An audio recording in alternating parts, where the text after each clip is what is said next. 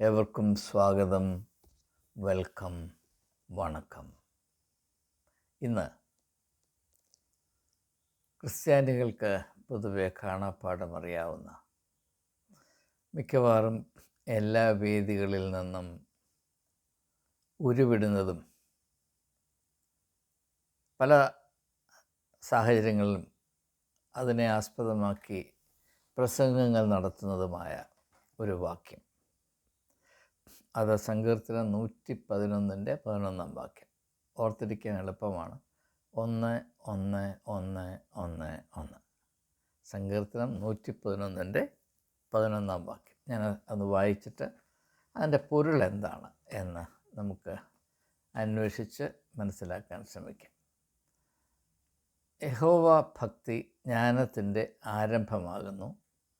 അവയെ ആചരിക്കുന്ന ഏവർക്കും നല്ല ബുദ്ധിയുണ്ട്. അവൻ്റെ സ്തുതി എന്നേക്കും നിലനിൽക്കുന്നു.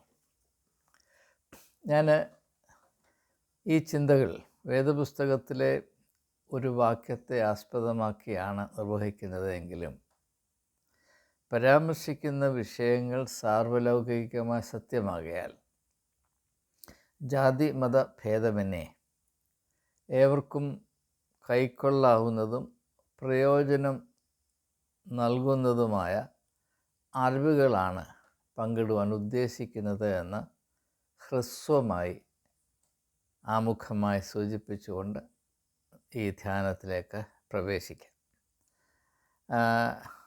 എന്നാൽ അതിന് മുൻപ് ഒരു ചെറിയ കാര്യം കൂടി സൂചിപ്പിക്കേണ്ട ആവശ്യമുണ്ട്.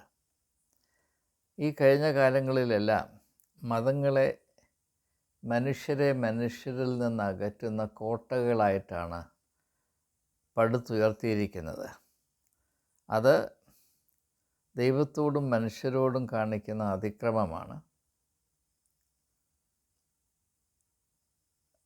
മനുഷ്യനിൽ നിന്ന് അകറ്റുന്നത് ഒന്നും തന്നെ ദൈവീകമാകുകയില്ല എന്നത് ഞാൻ ആത്യന്തികമായി അടിയുറച്ച് വിശ്വസിക്കുന്ന ആത്മീയ പ്രമാണമാണ്. ഇതിനെപ്പറ്റി നമ്മുടെ ഇടയിൽ വ്യക്തമായ ഒരു ധാരണയുണ്ടാകുക പൂർവാധികമായി പ്രാധാന്യമർഹിക്കുന്ന ഒരു തിരിച്ചറിവാണ് എന്നുകൂടെ സൂചിപ്പിക്കുകയാണ്. ഇനിയും ഈ ഒരു വാക്യത്തിൻ്റെ അർത്ഥം എന്താണ്? ഞാൻ ഈ കാലം അത്രയും വേദപുസ്തക അടിസ്ഥാനത്തിൽ നടത്തിയിട്ടുള്ള അന്വേഷണങ്ങളിൽ എന്നെ പൊതുവായി നയിച്ച ഒരു മർമ്മം, അതിൻ്റെ അനുഭവത്തിൽ നിന്ന് എനിക്ക് മനസ്സിലായ മർമ്മം, മതമേഖലയിൽ വ്യക്തികൾക്ക് അവിടെ മതഗ്രന്ഥങ്ങളെ പരിചയമുണ്ട് എന്ന് തോന്നുമെങ്കിലും ആ ഗ്രന്ഥങ്ങളുടെ യഥാർത്ഥ ആത്മീയമായ പൊരുൾ എന്താണെന്ന് തിരിച്ചറിയുന്നവർ വളരെ കുറവാണ്. തിരിച്ചറിയാനുള്ള അവസരങ്ങളും നന്നേ കുറവാണ്. മതഗ്രന്ഥങ്ങളെ മതഗ്രന്ഥങ്ങളായിട്ട് മാത്രമേ കാണുകയുള്ളൂ. ആത്മീയമായ വെളിച്ചമായി ആരും കാണുന്നില്ല. ഇതാണ് നമ്മുടെ ഇടയിൽ സ്ഥിതി ചെയ്യുന്ന ഏറ്റവും വലിയ അപകടവും ഏറ്റവും വലിയ ശാപവും എന്ന് തിരിച്ചറിയേണ്ട നാളുകൾ വൈകിയിരിക്കുന്നു. വാസ്തവത്തിൽ ഇതൊന്നും മതഗ്രന്ഥങ്ങളായിട്ടല്ല ഉരുത്തിരിഞ്ഞ് വന്നിട്ടുള്ളത്. യേശു തൻ്റെ പഠിപ്പീരുകൾ നടത്തുമ്പോൾ യേശു ക്രിസ്ത്യാനി ആയിരുന്നില്ല. മുഹമ്മദ് നബിക്ക് വെളിപ്പാട് ഉണ്ടാകുമ്പോൾ അദ്ദേഹം ഒരു മുസ്ലിം ആയിരുന്നില്ല. ശ്രീ ബുദ്ധന് ഈ ആത്മീയമായ ഒരു പരിവർത്തനം, ഒരു പരിണാമം സംഭവിക്കുമ്പോൾ അദ്ദേഹം ബുദ്ധമതക്കാരനുമായിരുന്നില്ല. മതസ്ഥാപകരായ ഒരു വ്യക്തി പോലും ആ മതത്തിൽപ്പെട്ട ആളായിരുന്നില്ല. അതുകൊണ്ട് തന്നെ അവരിൽ കൂടെ മനുഷ്യജാതിക്ക് ലഭിച്ച ആത്മീയമായ വിഭവം ഒരു മതത്തിൻ്റെ പരിധിയിൽ നിൽക്കുന്ന ആളുകൾക്ക് വേണ്ടി മാത്രം ഉദ്ദേശിച്ചിട്ടുള്ളതല്ല. പിന്നെയോ ആത്മീയമായ പ്രബുദ്ധത പ്രാപിച്ച എല്ലാ വ്യക്തികളും ചിന്തിച്ചതും പ്രവർത്തിച്ചതും സാർവലൗകികത എന്ന തട്ടത്തിലാണ് എന്ന കാര്യം ജനങ്ങളിൽ നിന്ന് എപ്പോഴും മറച്ചു പിടിച്ചുകൊണ്ടാണ് സങ്കുചിത താല്പര്യത്തോടുകൂടെ മതത്തെ കൈകാര്യം ചെയ്യുന്ന പുരോഹിതവർഗം എക്കാലത്തും മതഗ്രന്ഥങ്ങൾ ദുരുപയോഗം ചെയ്തിട്ടുള്ളത് എന്ന് നാം തിരിച്ചറിയേണ്ട ആവശ്യമുണ്ട്. സത്യത്തെ വിലമതിക്കുന്ന ഏവർക്കും അതിനൊരു കടമയുണ്ട് ഞാൻ സൂചിപ്പിക്കുകയാണ്. അതുകൊണ്ട് ഇവയെ മതഗ്രന്ഥങ്ങൾ എന്ന് പറയുന്നത് തന്നെ തെറ്റാണ്. വേണമെങ്കിൽ വിശുദ്ധ ഗ്രന്ഥങ്ങളെന്ന് പറയാം, അല്ലെങ്കിൽ ആത്മീയമായ വെളിപ്പെടുത്തലുകൾ, അല്ലെങ്കിൽ ആത്മീയമായ ഗ്രന്ഥങ്ങളെന്ന് പറയാം. ഇത് മതഗ്രന്ഥങ്ങളായിരുന്നേ ഇല്ല. മതഗ്രന്ഥങ്ങൾ അല്ലാതിരുന്നതിനെ മതഗ്രന്ഥങ്ങളാക്കി അധപ്പതിപ്പിച്ചത് കൊണ്ടാണ് മതങ്ങൾ മനുഷ്യരെ പരസ്പരം കീറിമുറിച്ച് വെറുപ്പിൻ്റെയും വിദ്വേഷത്തിൻ്റെയും അവസ്ഥയിലേക്ക് വഴിതെറ്റിക്കാൻ ഈ വിശുദ്ധമായ വെളിപ്പെടുത്തലുകളെ ദുരുപയോഗം ചെയ്യപ്പെട്ടത്. ഇത് കഴിഞ്ഞ കാലങ്ങളിൽ നിന്ന് നമുക്ക് ഏറ്റെടുക്കേണ്ടി വന്ന ഗതികേടാണ് എന്ന് വ്യക്തമായി സൂചിപ്പിച്ചുകൊണ്ട് മുൻപോട്ട് പോകുവാൻ താല്പര്യപ്പെടുകയാണ്. അത് ധ്യാനത്തിൽ കൂടെ കുറച്ചുകൂടെ വെളിപ്പെട്ട് വരട്ടെ എന്ന് ഞാൻ ആത്മാർത്ഥമായി പ്രാർത്ഥിക്കുന്നു, ആഗ്രഹിക്കുന്നു. യഹോവ ഭക്തി ജ്ഞാനത്തിൻ്റെ ആരംഭമാണ് എന്ന് പറഞ്ഞാൽ അതിൻ്റെ അർത്ഥം എന്താണ്? നിങ്ങൾ ക്രിസ്തു മതത്തിൽപ്പെട്ടവരാണെങ്കിൽ, നിങ്ങൾക്കൊരു 50 വർഷം പ്രായമുണ്ടെങ്കിൽ, കുറഞ്ഞ പക്ഷം ഒരു 100 തവണയെങ്കിലും ഈ വാക്യം ഉദ്ധരിക്കപ്പെട്ട് കേട്ടിട്ടുണ്ട്. ഇതിന് സമാനമായ പഠിപ്പീരുകൾ മറ്റ് മതങ്ങളിലും മതഗ്രന്ഥങ്ങളിലുമുണ്ട്. എന്നാൽ ഇതിൻ്റെ അർത്ഥം എന്താണ് എന്നതിനെപ്പറ്റി ആരും സത്യസന്ധമായി നിങ്ങൾക്ക് ഉപദേശിച്ച് നൽകിയിട്ടില്ല എന്നതാണ് ഇതിൻ്റെ സത്യം. അത് നമ്മുടെ ഈ അന്വേഷണത്തിൽ കൂടെ വെളിപ്പെട്ട് വരുമെന്നാണ് എൻ്റെ പ്രതീക്ഷ. യഹോവ ഭക്തി ജ്ഞാനത്തിൻ്റെ ആരംഭം എന്ന പ്രസ്താവന മനസ്സിലാകണമെങ്കിൽ ആദ്യം യഹോവ എന്ന ആശയത്തെ നാം എങ്ങനെ മനസ്സിലാക്കുന്നു എന്നത് ഇതിൽ സുപ്രധാനമാണ്. കാരണം യഹോവ ഭക്തിയാണല്ലോ ഇതിൽ ക്രിയ ചെയ്യേണ്ടത്. ഇംഗ്ലീഷിൽ സബ്ജക്റ്റ് എന്നും ഓബ്ജക്റ്റ് എന്നുമുണ്ട്. സബ്ജക്റ്റാണ് പ്രവൃത്തി ചെയ്യുന്നത്, ഓബ്ജക്റ്റാണ് അതിൻ്റെ ഗുണഫലം അനുഭവിക്കുന്നത്. അപ്പോൾ യഹോവ ഭക്തിയാണ് ഇവിടുത്തെ സബ്ജക്റ്റ്. അപ്പോൾ യഹോവയോട് ഭക്തി ഉണ്ടാകണമെങ്കിൽ യഹോവ ആരാണ് എന്നതിനെപ്പറ്റി ഒരു ബോധ്യമുണ്ടെങ്കിൽ മാത്രമേ ആ യഹോവയോട് കാണിക്കുന്ന ഭക്തിയുടെ ഉള്ളടക്കം ഒന്നിൽ ആത്മീയമായോ അല്ലെങ്കിൽ പൈശാചികമായോ തീരുവാൻ ഇടയാകുകയുള്ളൂ. ഇപ്പോൾ നാം യഹോവ എന്ന് പറയുമ്പോൾ പഴയ നിയമത്തിൽ ദൈവത്തിന് കൽപ്പിച്ചിരിക്കുന്ന പേരാണ് യഹോവ. എന്നാൽ അതേസമയം തന്നെ നാം മനസ്സിലാക്കേണ്ടത്, പഴയ നിയമത്തിൽ ദൈവത്തിന് ഒരു പേര് മാത്രമല്ല, ഒന്നിലധികം പേരുകളുണ്ട്. അതിൽ ഒന്ന് എൽ, ഇലോഹിം, രണ്ടാമത്തേത് ആഡോനായ്, പിന്നെ യാഹ്വേ. ഇലോഹിം, ആഡോനായ്, യാഹ്വേ, ഇങ്ങനെ പല പേരുകളുണ്ട്. ഈ ഓരോ പേരും കേൾക്കുമ്പോൾ അതിനോട് ബന്ധം പുലർത്തുന്ന വിശ്വാസിയുടെ മനസ്സിൽ ഉണർന്നു വരുന്ന ദൈവസങ്കല്പങ്ങളും അതിൽ കൂടെ അതിനോട് ചേർന്ന് നിൽക്കുന്ന അനുഭവ സമ്പത്തും അല്പം വ്യത്യാസമുള്ളതാണ്. ഇത് നാം പ്രത്യേകം ശ്രദ്ധിക്കേണ്ട ഒരു കാര്യം തന്നെയാണ്. ഇപ്പോൾ ക്രിസ്ത്യാനികളുടെ സാഹചര്യത്തിൽ പറഞ്ഞാൽ, ഒരു CSIക്കാരനോ മാർത്തോമാക്കാരനോ പെന്തക്കോസ്തുകാരനോ യേശു എന്ന പേരുകൊണ്ട് അനുഭവിക്കുന്ന വിധത്തിലല്ല ഒരു കത്തോലിക്കൻ അനുഭവിക്കും. വ്യത്യാസമുണ്ട്. കത്തോലിക്കൻ്റെ യേശുവും പെന്തക്കോസ്തുകാരൻ്റെ യേശുവും ഒരിക്കലും ഒന്നാകുകയില്ല. ക്രിസ്തു മതത്തിൽ കൂടെ സംഭവിച്ചത്, യേശു എന്ന ചരിത്ര പുരുഷൻ തിരോധാനം ചെയ്യുകയും അദ്ദേഹത്തിൻ്റെ ഒരു 50,000 കാർബൺ കോപ്പികൾ പ്രാബല്യത്തിൽ വരികയും ചെയ്തു എന്ന വളരെ പരിതാപകരമായ അപഹാസ്യമായ ഒരു യാഥാർത്ഥ്യമാണ്. ഞാനതിനെപ്പറ്റി കൂടുതലായി പ്രതിപാദിക്കാൻ ഉദ്ദേശിക്കുന്നില്ല. അത് നിങ്ങളുടെ അന്വേഷണത്തിനും ചിന്തയ്ക്കും വിധേയമാക്കി ഞാൻ മാറ്റിവെക്കുകയാണ്. അപ്പോൾ യഹോവ ഭക്തി പഴയ നിയമത്തിൽ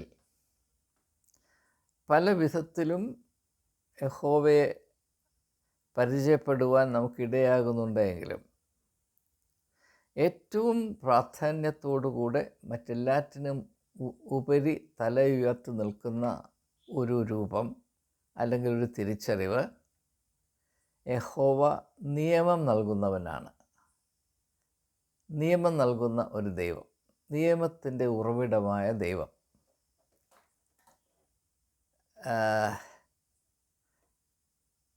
ലോസ് ഓഫ് ഡിവൈൻ ഒറിജിൻ. ഇപ്പോൾ 10 കൽപ്പന ദൈവം നൽകിയ കൽപ്പനകളാണ്, ദൈവദത്തമായ നിയമങ്ങളാണ് കൽപ്പനകൾ എന്ന് നാം പറയുന്നു.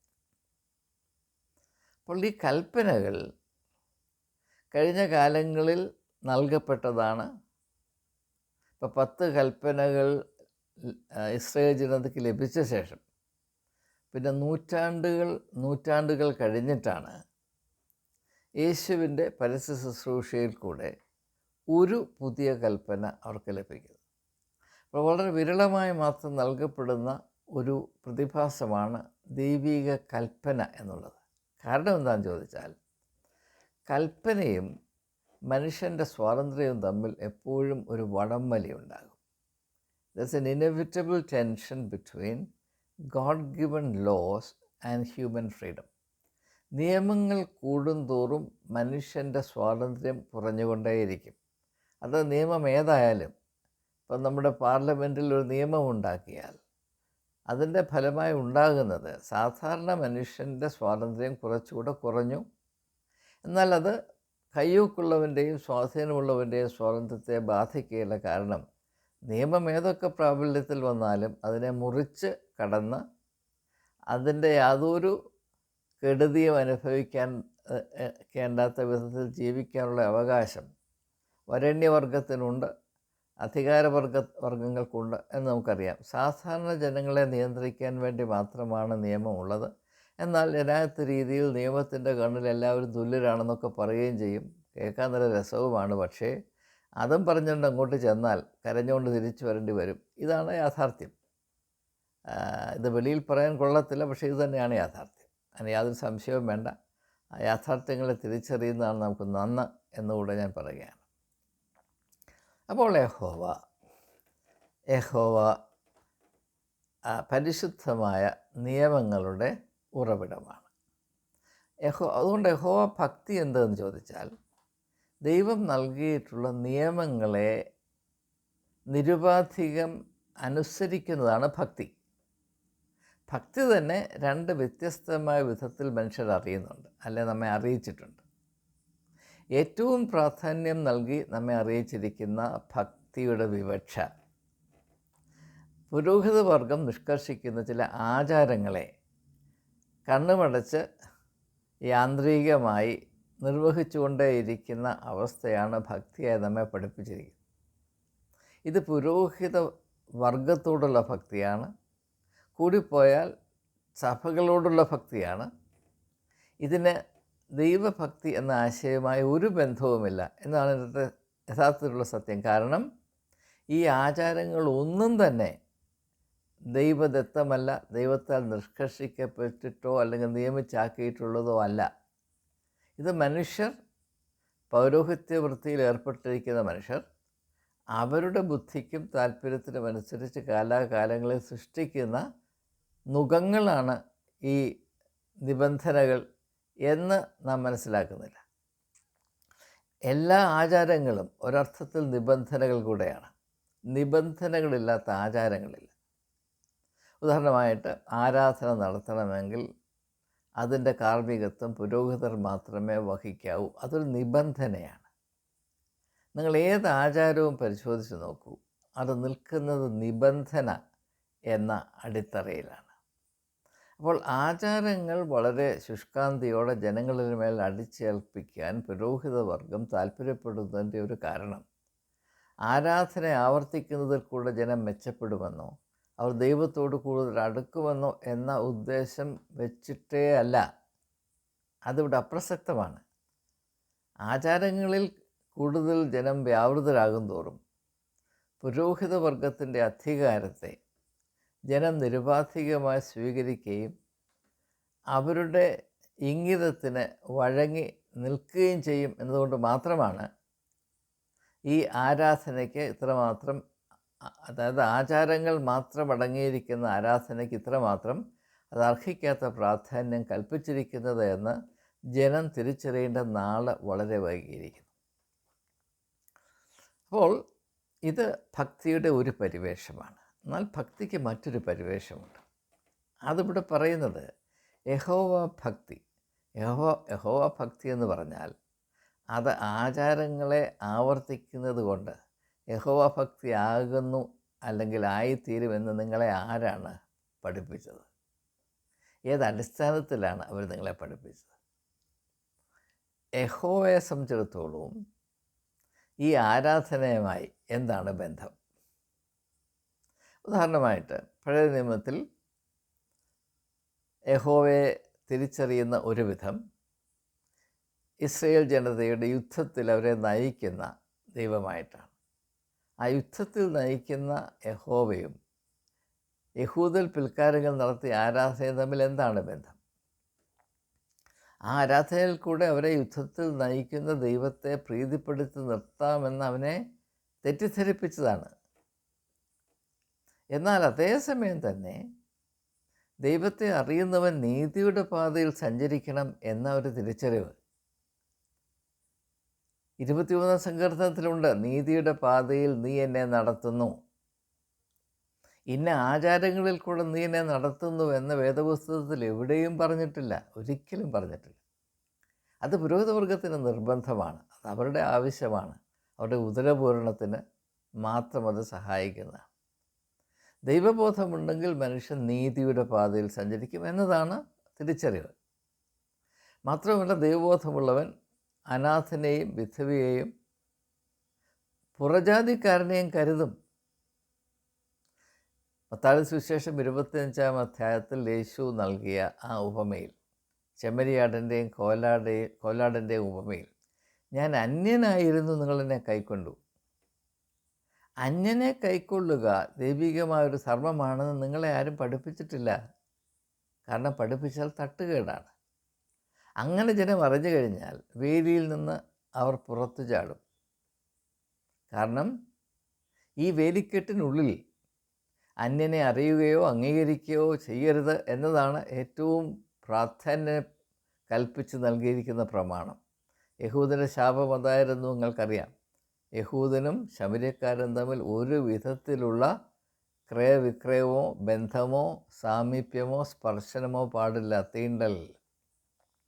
അതുകൊണ്ടാണ് ശമര്യക്കാർ സ്ത്രീ യേശുവിനോട് ചോദിക്കുന്നത്, നീ ഒരു യഹൂദനായിരിക്കെ ശമര്യക്കാരിയായ എന്നോട് വെള്ളം ചോദിക്കുന്നത് എങ്ങനെ? ഇതിൻ്റെ കേരളത്തിലെ ആവിഷ്കാരമാണ് ഓർത്തഡോക്സ് സഭയും യാക്കോബ സഭയും എന്നുള്ള ആത്മീയമായ കടിപിടി. അതിനേക്കാൾ പരിശുദ്ധമായൊരു കടിപിടി നമുക്ക് ആലോചിക്കാൻ സാധ്യമല്ല. ഇതിങ്ങനെ ആക്കി വെച്ചത് എന്തുകൊണ്ടാണ്, അതിൻ്റെ മർമ്മം എന്താണ് എന്ന് തിരിച്ചറിയുന്നതിന് വേണ്ടി കൂടെയാണ് ഞാൻ ഈ ധ്യാനം വിഭാവന ചെയ്തത് എന്ന് ഈ സമയത്ത് സൂചിപ്പിച്ചു കൊള്ളട്ടെ. അപ്പോൾ യഹോവ ഭക്തിയുടെ ഉള്ളടക്കം എന്തെന്നാൽ, യഹോവ വെളിപ്പെടുത്തിയിട്ടുള്ള ധാർമ്മികമായ ആധ്യാത്മികമായ തത്വങ്ങൾ, മർമ്മങ്ങൾ, മൂല്യങ്ങൾ അത് നിബന്ധനകളായി കൽപ്പനകളായി നൽകപ്പെട്ടിരിക്കുന്നു. അതിനെ അനുസരിക്കുക. ദൈവഹിതത്തെ എപ്രകാരം വെളിപ്പെടുത്തിയിരിക്കുന്നുവോ അതിനെ അനുസരിക്കുക. അതുകൊണ്ടാണ് അനുസരണം യഹോവയ്ക്ക് ഏറ്റവും സ്വീകാര്യമായ യാഗമായി പഴയ നിയമത്തിൽ രേഖപ്പെടുത്തിയിരിക്കുന്നത്. Obedience is the most sweet smelling sacrifice before Yahweh എന്നാണ് കൃത്യമായി പറഞ്ഞിട്ടുണ്ട്. ആചാരം അങ്ങനെയാണ് എന്നെങ്ങും പറഞ്ഞിട്ടില്ല. നിങ്ങൾ 1000 തവണ പരിശോധിച്ച് നോക്കൂ, അങ്ങനെ ഒരു പ്രസ്താവന നിങ്ങൾ കാണുകയില്ല. പക്ഷേ നിങ്ങൾ പുരോഹിതന്മാരുടെ പുസ്തകങ്ങൾ വായിച്ചാൽ ആരാധന, ആചാരം ഇതിനെയൊക്കെ നിലനിർത്തുന്ന അന്ധവിശ്വാസം. പുരോഹിതന്മാരുടെ കാർമ്മികത്വത്തിൽ നടത്തിയിരുന്ന ആചാരക്രമാണങ്ങളാൽ യെരുശലേം ദേവാലയം നിറഞ്ഞിരുന്നപ്പോൾ അതിൻ്റെ ഫലമായിട്ടാണ് അവിടെ ഒരു ചന്തയുണ്ടായത്. ദേവാലയത്തെ ചന്തയായി രൂപാന്തരപ്പെടുത്താൻ മാത്രമേ പലപ്പോഴും ഈ ആചാരങ്ങൾ സഹായിക്കുകയുള്ളൂ എന്ന ഒരു വെളിപ്പെടുത്തലല്ലേ അവിടെ നടക്കുന്നത്. അതുകൊണ്ടല്ലേ യേശു ദേവാലയം ശുദ്ധീകരിക്കാൻ ശ്രമിച്ചത്. ദേവാലയം ശുദ്ധീകരിക്കണമെങ്കിൽ അതിനോട് തോളുരുമ്മി നിൽക്കുന്ന ചന്ത തകിടം മറിക്കപ്പെടണം. ഇത് നമുക്ക് തിരിച്ചറിയാൻ പ്രയാസമാണ്. കാരണം അന്ന് യഹൂദൻ്റെ കാലത്ത് ദേവാലയവും ചന്തയും തമ്മിൽ അല്പം വ്യത്യാസമുണ്ടായിരുന്നു. ദേവാലയത്തിൻ്റെ പരിസരത്താണ് ചന്ത സ്ഥിതി ചെയ്യുന്നതെങ്കിലും ഇത് തമ്മിൽ വേർപെടുത്തുന്ന ഒരു നേരിയ ഭിത്തി ഉണ്ടായിരുന്നു. ഇന്നോ ദേവാലയം ചന്തയായിപ്പോയി. ചന്തയില്ലെങ്കിൽ ദേവാലയമില്ല എന്നൊരവസ്ഥയിലേക്ക് നാം മാറിപ്പോയി. ഇത് എന്തുകൊണ്ട് സംഭവിക്കുന്നു എന്ന് നാം തിരിച്ചറിയണം. അപ്പോൾ ഞാൻ പറഞ്ഞു വന്നത്, ഈ ആചാരക്രമങ്ങളിൽ മാത്രം ജനങ്ങളെ ഒതുക്കി നിർത്തുന്ന സംവിധാനത്തിൽ ജനം മൂഢരായിത്തീരും എന്ന വളരെ ശ്രദ്ധേയമായൊരു വെളിപ്പെടുത്തലാണ് ഈ ഭാഗത്തുള്ളത് എന്ന് സത്യമായി നിങ്ങളെ ആരും പറഞ്ഞ് മനസ്സിലാക്കിയിട്ടില്ല. എല്ലാ മതങ്ങളെയും അധപ്പതിപ്പിക്കുന്നത് പുരോഹിതരുടെ ആധിപത്യവും താൽപ്പര്യവും നിയന്ത്രണവും ജനങ്ങളുടെ മേൽ നിലനിർത്തുവാൻ മാത്രം ഉദ്ദേശിച്ച് നിർമ്മിച്ചിട്ടുള്ള, അവരുടെ ജീവിതത്തെ കൂടുതൽ ഭാരം കൊണ്ട് നിറയ്ക്കുവാൻ മാത്രം പര്യാപ്തമായ ഈ ആചാര പ്രമാണങ്ങളുടെ വെഴുപ്പ് ഭാണ്ഡം, അത് ചുമന്നുകൊണ്ട് നടന്നാൽ മാത്രം മതി, നിങ്ങൾ സ്വർഗത്തിൽ പോകും എന്ന 100% പച്ചക്കള്ളമായ, ആത്മീകമായ യാതൊരു വിധത്തിലും ന്യായീകരിക്കാൻ കഴിയാത്ത ഈ ഒരു എമണ്ടൻ കള്ളത്തരമാണ് നമ്മുടെ അധപ്പതനത്തിൻ്റെ മൂലകാരണമെന്ന് ദയവായി വിശ്വാസ സമൂഹം തിരിച്ചറിയണം. ഇതെല്ലാ മതത്തിലുള്ള ആളുകൾക്കും തുല്യമായി പ്രസക്തമാണ്. ഇത് സാർവലൗകികമായ സത്യമാണ്. അപ്പോൾ യഹോവ ഭക്തി അത് ദൈവഹിതം വെളിപ്പെടുത്തുവാൻ തക്ക വിധത്തിൽ നൽകപ്പെട്ടിട്ടുള്ള ദൈവികമായ നിർദ്ദേശം അത് വളരെ വളരെ കുറവാണ്. 10 കൽപ്പനയിൽ അത് നൽകി എങ്കിലും യേശു അതിനെ ഒന്നായി കുറച്ചു. നിങ്ങൾ പരസ്പരം സ്നേഹിക്കണമെന്ന ഒരേ ഒരു കൽപ്പന മാത്രമേ ഞാൻ നിങ്ങൾക്ക് നൽകുന്നുള്ളൂ. കാരണം അധികം കൽപ്പനകളൊന്നും ആവശ്യമില്ല, അധികം ആചാരങ്ങളും ഒന്നും ആവശ്യമില്ല. ഒരൊറ്റ കാര്യം മതി. പക്ഷേ അത് മാത്രം നമുക്ക് സ്വീകരിക്കാൻ സാധ്യമല്ല. നിങ്ങൾ പരസ്പരം സ്നേഹിക്കണം. ഇപ്പോൾ ഓർത്തഡോക്സുകാരോടും യാക്കോബക്കാരോടും നസ്രേന യേശു സ്വർഗത്തിൽ നിന്ന് ഇറങ്ങുമെന്ന് പറയുകയാണ്, നിങ്ങൾ പരസ്പരം സ്നേഹിക്കണമെന്ന് പറഞ്ഞാൽ അവർ രണ്ടുപേരും പറയും, പോയി പണി നോക്കടാ യേശുവേ എന്ന് പറയും. അത് മാത്രം ഇങ്ങോട്ട് ഇറക്കണ്ട, ആ വേല സ്വർഗത്തിൽ കളിച്ചാൽ മതി, ഇവിടെ ഞങ്ങളുടെ ഇടയിൽ അതും കൊണ്ട് വരണ്ട എന്നേ പറയത്തുള്ളൂ. അതേസമയം തന്നെ ഏതെങ്കിലും ഒരു ആചാരത്തിൻ്റെ വള്ളിയോ പൊള്ളിയോ തെറ്റിയാൽ ഒയ്യോ അവിടെ തീ വെക്കും. അതുകൊണ്ടാണ് ഈ രണ്ട് കൂട്ടരുടെ ഇടയിൽ ഒരിക്കലും സമാധാനം ഉണ്ടാക്കാത്തത്.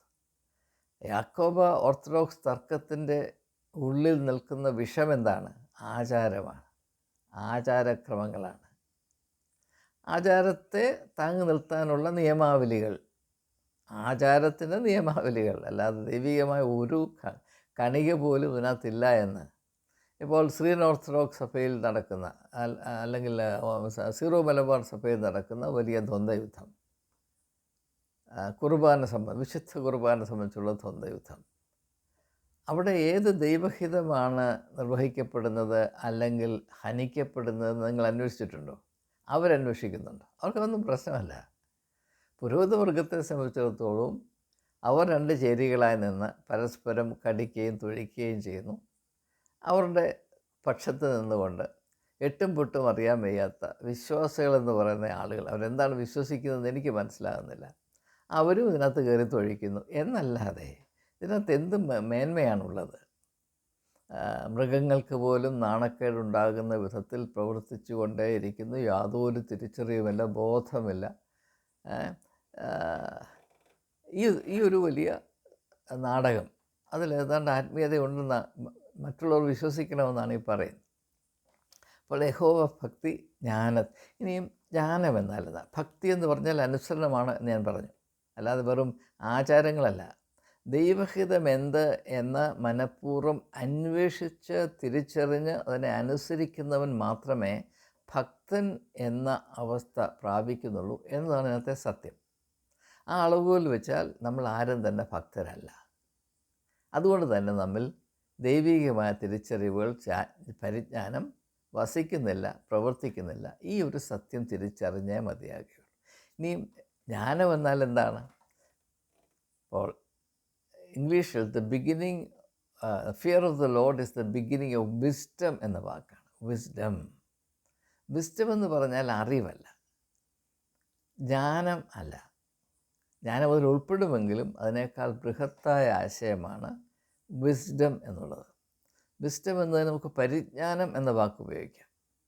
വിസ്ഡത്തിൻ്റെ അല്ലെങ്കിൽ പരിജ്ഞാനത്തിൻ്റെ ഏറ്റവും പ്രധാനപ്പെട്ട സ്വഭാവം അത് എല്ലാറ്റിലെയും സ്പർശിക്കുന്ന വിധത്തിൽ ഓരോരോ സംഭവങ്ങളെ മനസ്സിലാക്കുകയും അതിനനുസരിച്ച് പ്രവർത്തിക്കുകയും ചെയ്യുന്ന ആ ഒരു അനുഭവമാണ്, അവസ്ഥയാണ് പരിജ്ഞാനത്തിൻ്റെ അവസ്ഥ.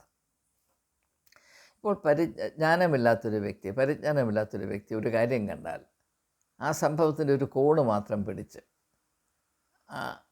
അത് സംബന്ധമായ നിലപാടെടുത്ത് പിന്നെ അത് മാത്രം അള്ളിപ്പിടിച്ച് അന്ത്യം വരെ നിൽക്കും. ഒരു സംഭവത്തെ അതിൻ്റെ പൂർണ്ണതയിൽ മനസ്സിലാക്കുക പക്വതയുടെ ഒരടയാളമാണ്.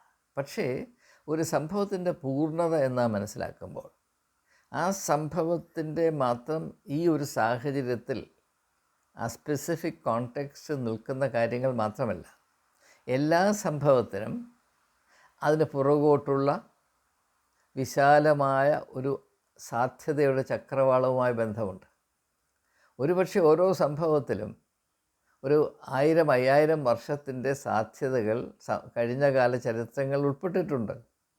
ഇപ്പം ഞാനെന്ന വ്യക്തി ഇങ്ങനെ ആയിരിക്കുമ്പോൾ എൻ്റെ പുറകിൽ ഒരു 7000 വർഷത്തിൻ്റെ ചരിത്രമുണ്ട്.